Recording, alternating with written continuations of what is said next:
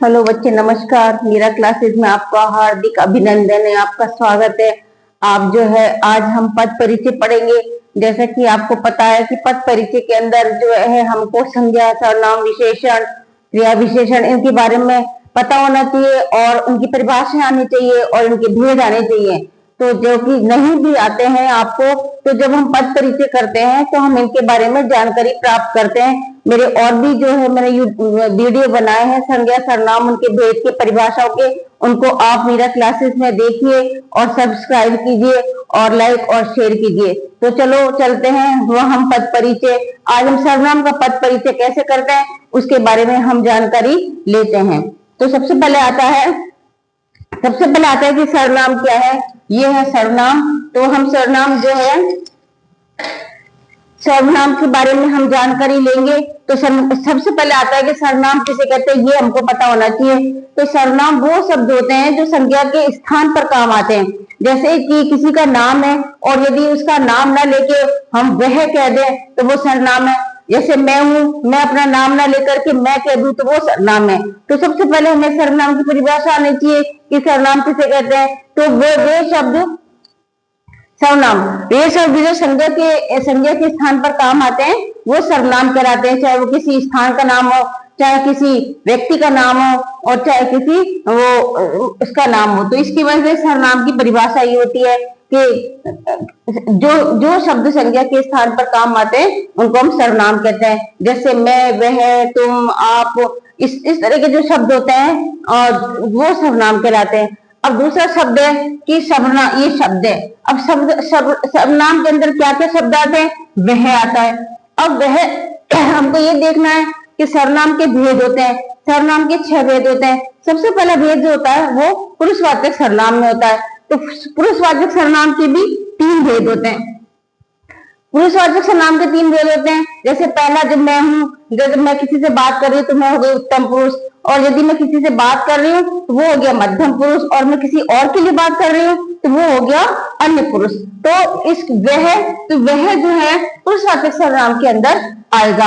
अब आता है मैं। तो मैं आता है वो निजवाचक सर्वनाम के अंदर आता है, निज। और तुम जो होते हैं ये भी पुरुषवाचक सर्वनाम के अंदर आता है कि मैं, तुम, मतलब मध्यम पुरुष में आएगा। और जब कोई होता है तो ये भी सर्वनाम का भेद है। और ये कोई जो है वो अनिश्चयवाचक सर्वनाम के अंदर आता है, क्योंकि यहाँ पर निश्चित कोई संख्या नहीं है, यहाँ पर अनिश्चित संख्या है कि कोई है। तो कोई, और ये कोई का अर्थ ये भी होता है, कोई का अर्थ ये भी होता है कि ये निर्जीव वस्तुओं के लिए आता है। निर्जीव वस्तुएं, निर्जीव वस्तुओं के लिए कोई का प्रयोग करते हैं, कोई का प्रयोग करते हैं, ठीक है ना। तो निर्जीव वस्तु, और जो होता है जो ये संबंधवाचक के लिए आता है, संबंधबोधक सर्वनाम। और शम जो होता है ये भी निजवाचक के लिए आता है। तो निजवाचक सर्वनाम जो होता है इस तरह से सर्वनाम के 6 भेद हो जाते हैं। 6 भेद हो जाते हैं सर्वनाम के। तो सबसे पहले कौन सा हो जाता है, पुरुषवाचक सर्वनाम, ठीक है। इसका होता है प्रथम, द्वितीय और तृतीय। तृतीय 3 इसके भी भेद होते हैं, 1, 2 और 3। प्रथम में होता है उत्तम, दूसरे में होता है मध्यम और तीसरे में होता है अन्य पुरुष। इस तरह से ये पुरुषवाचक सर्वनाम के 3 भेद होते हैं। अब आता है कि निश्चयवाचक, निश्चयवाचक सर्वनाम। इसके बाद होता है अनिश्चयवाचक, उसके बाद आता है प्रश्नवाचक, फिर आता है संबंधवाचक, संबंधवाचक सर्वनाम, और फिर आता है निजवाचक। निजवाचक को हम सार्वनामिक भी कहते हैं, सार्वनामिक, सार्वनामिक सर्वनाम। इस तरह से चाहे आप इसको ऊपर नीचे भी कर सकते हैं, वो उसमें कोई दिक्कत नहीं है, लेकिन हमको ये 6 भेद पता होना चाहिए कि सर्वनाम के अंदर 6 भेद होते हैं। उसके अनुसार ही हम पद परिचय कर पाएंगे। तो सबसे पहले मैंने आपको ये बताया कि सर्वनाम की परिभाषा आती है, वे शब्द जो संज्ञा के स्थान पर काम आते हैं उनको हम सर्वनाम कहते हैं। दूसरा आता है ये शब्द जो होते हैं वो सर्वनाम के किस भेद का उदाहरण होते हैं, ये हम देखेंगे। तीसरा है कि शब्द भेद, मैंने आपको भी बता ही दिया ये शब्द भेद है। और चौथा है इसकी परिभाषा। हमको किन किन बातों का ध्यान रखना है ये मैं आपको इसमें समझा रही हूँ। चौथा हमको सर्वनाम की परिभाषा आनी चाहिए और इन सबकी भी परिभाषा आनी चाहिए। और इन सबकी परिभाषा के अंदर बिल्कुल इजी है कि जो निश्चयवाचक शब्द होते हैं उसमें निश्चय आएगा, जो अनिश्चय होता है उसमें अनिश्चय आएगा, जो प्रश्नवाचक शब्द होते हैं प्रश्नवाचक आएगा। बिल्कुल सरल है। और संबंधवाचक जो जोड़ते हैं, दो वाक्य को जोड़ते हैं, जो दो पुरुषों को जोड़ते हैं उसको संबंधवाचक कहते हैं। अब मैं आपको उदाहरण के अकॉर्डिंग आपको समझा रही हूँ कि वो है कि ये एक उदाहरण है कि वह विद्यालय गया, वह विद्यालय गया। अब इसके अंदर आपको यदि सर्वनाम इसके अंदर आपको मतलब मैं आपको कह दूं कि ये मैंने अंडरलाइन कर दिया कि आपको इसका पद परिचय करना, वह का खाली आपको वह का पद परिचय करना है। पद परिचय, वह का खाली आपको पद परिचय करना है। तो सबसे पहले आपको ये देखना है कि सर्वनाम है या नहीं है। तो आपको पता है, परिभाषा में आपको पता है कि वह जो है वो सर्वनाम होता है, क्योंकि वह विद्यालय गया, किसी का नाम तो है नहीं, वह गया नाम की जगह लगा दिया तो वह सर्वनाम हो गया, ये वह सर्वनाम हो गया। अब आपको ये देखना है कि वह जो सर्वनाम है वो कौन सा भेद है। तो हमने जब यहाँ पे 6 भेद लिख लिया, आप भी अपनी कॉपी के अंदर 6 भेद सामने लिख लो और फिर जब कोई उदाहरण हो तो उसको उस उदाहरण को उस भेद में ढूंढो, ये भेद में कौन से भेद में इसका ये उदाहरण है। तो वह जो है ना ये आएगा, इसमें पुरुषवाचक में आएगा, पुरुषवाचक में वह आएगा। अब वह आएगा तो वह किसमें आएगा, तो वह उत्तम पुरुष के अंदर आएगा, बीच वाला, ठीक है ना। तो वह जो है ये उत्तम पुरुष में आ गया, ठीक है। अब इसका एक उदाहरण तो ये हो गया कि ये वह उत्तम पुरुष में आ गया। अब आपको देखना है कि वह विद्यालय गया, तो ये कौन सा स्त्रीलिंग है या पुल्लिंग है। तो आपको पता है कि जिसकी क्रिया जो है वो पुल्लिंग में आ रही है, तो इसका मतलब है कि ये पुल्लिंग है, ये पुल्लिंग है, ठीक है, ये पुल्लिंग हो गया।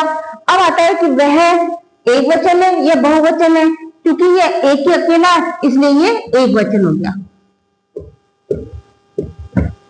एक वचन हो गया, ठीक है। अब हमने इसका ये हो गया पुरुषवाचक हो गया, पुल्लिंग हो गया। वैसे तो 3 तक ही पूछा जाता है, लेकिन हम उसका और भी कर सकते हैं। हम इसका और भी क्या कर सकते हैं कि वह जो है इसका संबंध किससे है, क्रिया से। तो ये है गया, एक गया क्रिया का कर्ता, क्या बन गया ये क्रिया का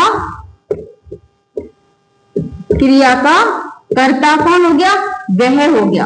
आप इसको ऐसे बना सकते हैं, क्रिया का कर्ता वह हो गया। इस तरह से आपने देखा। अब आप ऐसे भी कर सकते हैं कि ये कौन सा काल है, कौन सा काल है, तो वह विद्यालय गया, तो कौन सा काल हो गया, ये भूतकाल हो गया, ठीक है। इस तरह से हमने इसका पद परिचय किया। मतलब पद का मतलब होता है, हम आपको दूसरे भी वीडियो में बता चुके हैं कि पद किसे कहते हैं। पद शब्द और पद इसे कहते हैं। यदि शब्द स्वतंत्र है, जैसे वह खाली है, तो ये बन गया शब्द, खाली वो स्वतंत्र है, अकेला है, तो वो बन गया शब्द।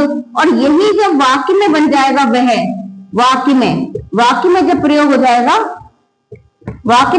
हो जाएगा, तो वो पद बन जाएगा। तो एक वाक्य के अंदर जो है एक भी पद हो सकता है, 2 भी, 3 भी, 4 भी, 5 भी, इस तरह से पद होते हैं। तो मैंने आपको ये बताया कि वह विद्यालय गया, तो वह का जो है पद परिचय क्या होता है। तो वह का पद परिचय है कि वह कौन है, वह कौन से पुरुष में आता है, वो पुल्लिंग में आता है और एक वचन है, और इसका क्या है, पुरुषवाचक सर्वनाम है, इस तरह से। अब हम दूसरा उदाहरण लेते हैं कि वो है कि मैं पढ़ाई कर रही हूं। अब आपको देखना है इसमें सर्वनाम क्या है, तो इसमें सर्वनाम है मैं सर्वनाम है इसके अंदर।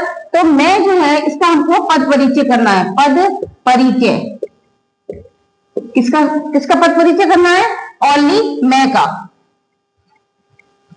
पद परिचय करना है, खाली मैं का पद परिचय करना है। तो आपको ये देखना है कि मैं क्या है। तो सबसे पहले मैं सर्वनाम है। अब आपको देखना है कि सर्वनाम कौन सा है। तो जब हम पहला सर्वनाम है, इसके अंदर तीसरा आता है, प्रथम, द्वितीय और तृतीय, ये उत्तम पुरुष में आएगा। तो किसमें आएगा? उत्तम पुरुष। उत्तम पुरुष है ये सर्वनाम। उत्तम पुरुष जो है सर्वनाम है मैं। अब इसमें है कि मैं पढ़ाई कर रही हूँ। तो रही जब आएगा ना, तो क्रिया स्त्रीलिंग है पुल्लिंग है, तो यहाँ पर आएगा स्त्रीलिंग। यहाँ पर आएगा स्त्रीलिंग, क्योंकि कर रही हूँ, क्योंकि इसमें क्रिया जो है रही है, इसलिए ये स्त्रीलिंग हो गया। अब मैं है तो सिंगल है, अकेला है, तो ये हो गया एक वचन। क्या हो गया? एक वचन। अब इसके अंदर आपने देखो कि इस क्रिया से इसका क्या संबंध है। तो है क्रिया का कर्ता।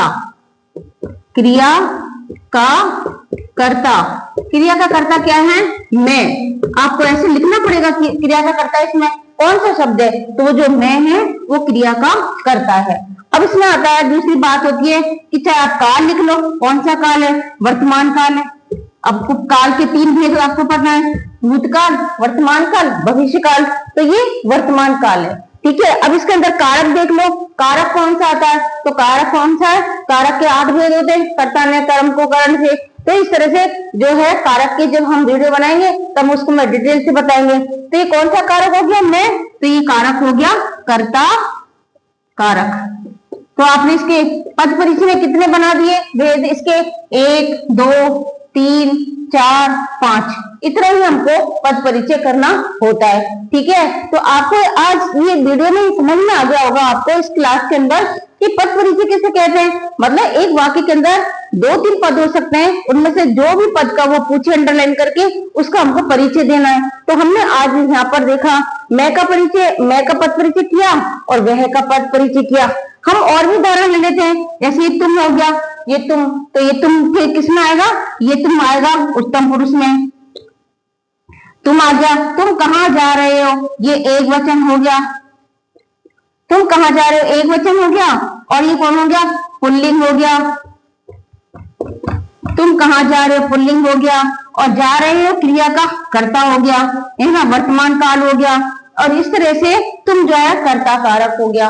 इस तरह से आपको सर्वनाम के पद परिचय आज मैंने समझा है।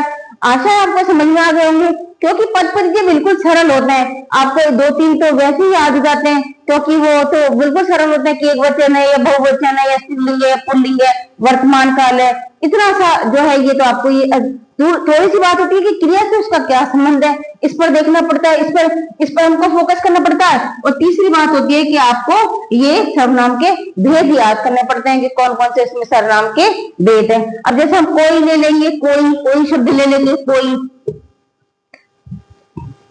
मान लो मैंने कोई शब्द लिख दिया यहाँ पर, ये कोई शब्द जो मैंने लिख दिया। अब ये कोई जो शब्द है ये कौन सा सर्वनाम है? तो ये कोई शब्द जो है ना ये अनिश्चयवाचक सर्वनाम में आएगा। तो आप ऐसे सर्वनाम लिख लो, कोई अनिश्चयवाचक सर्वनाम है। अब आपको देखना पड़ेगा कि ये एक वचन है या बहुवचन है, वो वाक्य के अनुसार आपको देखना पड़ेगा। मैंने तो आपको एक शब्द बता दिया कि कोई जो है अनिश्चयवाचक सर्वनाम है। अब जैसे जो लिख लो, जो और सो, तो जो सो किस में आता है? ये जोड़ने में आता है, संबंधवाचक में आता है। तो ये इस तरह से आपको ये भेद याद करने पड़ेंगे।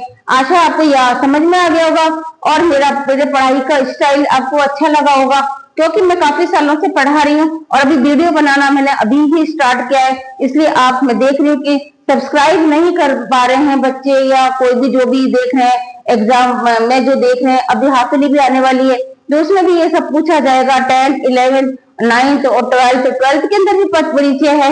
आप चाहे अपने एनसीईआरटी की किताब उठा के देख लेना, उसमें आपको ये मिलेगा कि आपकी ग्रामर के अंदर जो है पद परिचय दिए जा रहे हैं। तो आप देखें, तो आप इसको देखें, पढ़ें और करें। आशा है कि आप जो है मेरी बात को समझ में आपको आ गई होगी। धन्यवाद।